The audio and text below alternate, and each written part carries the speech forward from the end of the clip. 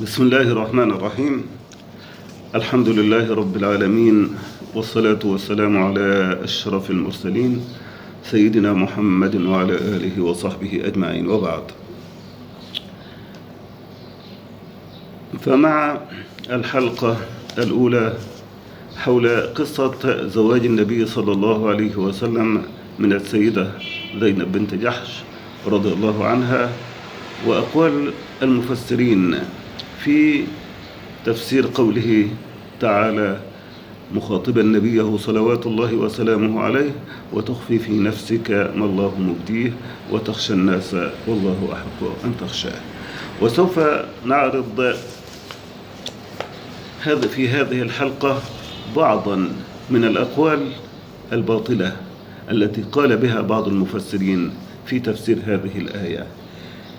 لقد خاض المفسرون أو بعض المفسرين في تفسير هذه الآية لدرجة مؤسفة، رغم وضوح دلالة الآيات وعظم بيانها، ورغم بطلان ما قالوا به ومنافاته للعقل والمنطق السليم. لا ندري إن كان ذلك عن عمد أم عن جهل وعدم تدبر. وإن كنت أظن أن بعضا من المفسرين لم يسلم من تعمد الإساءة، من تعمد الإلباس والإساءة للنبي صلوات الله وسلامه عليه، خاصة أولئك الذين اقتصروا على إيراد وجه واحد من الوجوه التي قيل بها في تفسير هذه الآية دون مناقشة ودون أن يعرض لغيره من الأقوال التي قيلت والتي تبرئ ساحة النبي صلوات الله وسلامه عليه مما اتهموه به بجهلهم وسفاهتهم. من أهم من الأقوال التي قيلت، من الأقوال الباطلة التي قيلت ما قاله بعضهم من أن النبي صلوات الله وسلامه عليه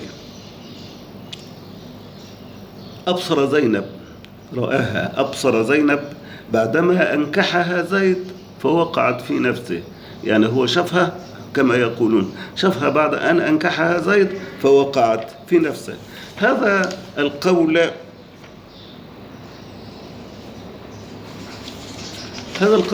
باطل وغير صحيح.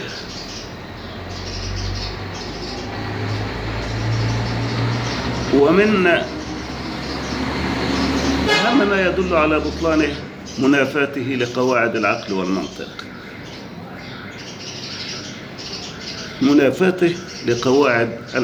والمنطق. ومما يدل على منافاته لقواعد العقل والمنطق أمرين سوف نعرضهما في هذه الحلقة.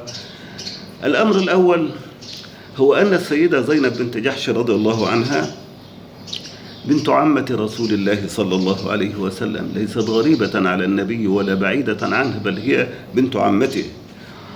وفوق ذلك ربيت تحت نظره وشملها من عنايته ما يشمل البنت من والدها. يعني هي ربيبته، ربيت تحت بصره وشملها من عنايته صلوات الله وسلامه عليه ما يشمل البنت من والدها. ولو كان للجمال سلطان على قلبه كما زعم هؤلاء لكان أقوى سلطان عليه جمال البكر في روائه ونضرته، وقد كان يراها ولا يخفى عليه شيء من محاسنها الظاهرة، فلم يكن بينه وبينها حجاب، لم يكن بينه وبين السيدة زينب حجاب صلوات الله وسلامه عليه، وهو لم يرغب فيها لنفسه وإنما رغبها لمولاه. فكيف يستهويه جمالها ويصيبه سهم حبها بعد أن صارت زوجة لعبد أعتقه وأنعم عليه بالحرية؟ لا شك أن ذلك يتنافى مع أبسط قواعد العقل والمنطق. كانت رباها وكان يراها ولم تحتجب عنه، وكان على معرفة تامة بجمالها وحسنها. ولم يرغبها لنفسه وزوجها لعبده. فهل نقول بعد كل هذا أنه أعجبته بعد أن صارت في؟ لا شك أن ذلك ينافي قواعد العقل والمنطق. لو كان يريدها من البداية، لو أنه أحبها من البداية، لو أن جمالها أثر عليه، لا أثر عليه من البداية وهي بكرة قبل أن يزوجها لزيد. وما كان ولم يكن من المعقول أن يزوجها لزيد وهو يحبها صلوات الله وسلامه عليه ويريد أن تكون زوجة له. الأمر الثاني الذي يدل على بطلان هذا القول أن القصة في أقوال المفسرين جاءت متضاربة. القصة في أقوال المفسرين أنفسهم، هؤلاء المفسرين جاءت متضاربة وليس في كتاب الله. أنا أقول أن القصة في أقوال المفسرين جاءت، أو في أقوال هؤلاء المفسرين جاءت متضاربة. فالبعض رأى أن النبي صلوات الله وسلامه عليه أتى منزل زيد زائرا فأبصر يعني زينب قائمة واقفة كده فأعجبت، فقال سبحان الله مقلب القلوب. فرأى زيد عندما قال النبي صلوات الله وسلامه عليه هذه العبارة سبحان الله مقلب القلوب أن رسول الله صلى الله عليه وسلم قد هويها، يعني أحبها، فقال يا رسول الله ائذن لي بطلاقها فإن بها كبرة وإنها تؤذيني بلسانها.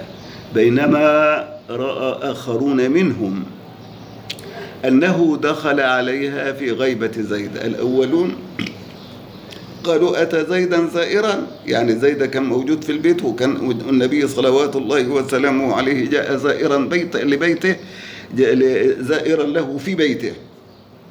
الآخرون قالوا دخل عليها في غيبة زيد فرآها قائمة وكانت بيضاء جميلة جسيمة، يعني ضخمة الجسم، ذات خلق، يعني جسيمة، رآها جميلة جسيمة ذات خلق في درع وخمار، فوقعت في قلبه وأعجبه حسنها، فقال سبحان الله مقلب القلوب. فلما خرج رسول الله صلى الله عليه وسلم ودخل عليها زيد، يعني رجع زيد إلى البيت،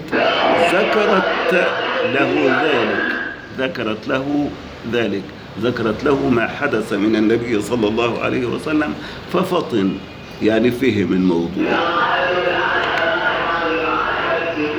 هذا القول يثير التساؤل: هل دخل عليها النبي في حضور زيد أم في غيبته؟ خلصونا في الكلام. أنتم بتقولوا جماعة منكم يقول دخل عليها، أتى زيدا زائرا في بيته، والآخرون يقولون دخل عليها في غيبة زيد. خلصونا في الكلام. هل دخل عليها هل جاء زيد زائرا لزيد في بيته في حضوره، أم أنه دخل عليها في غيبة زيد؟ كلام متضارب. فهل دخل عليها في حضور زيد أم في غيبته على حد قولهم؟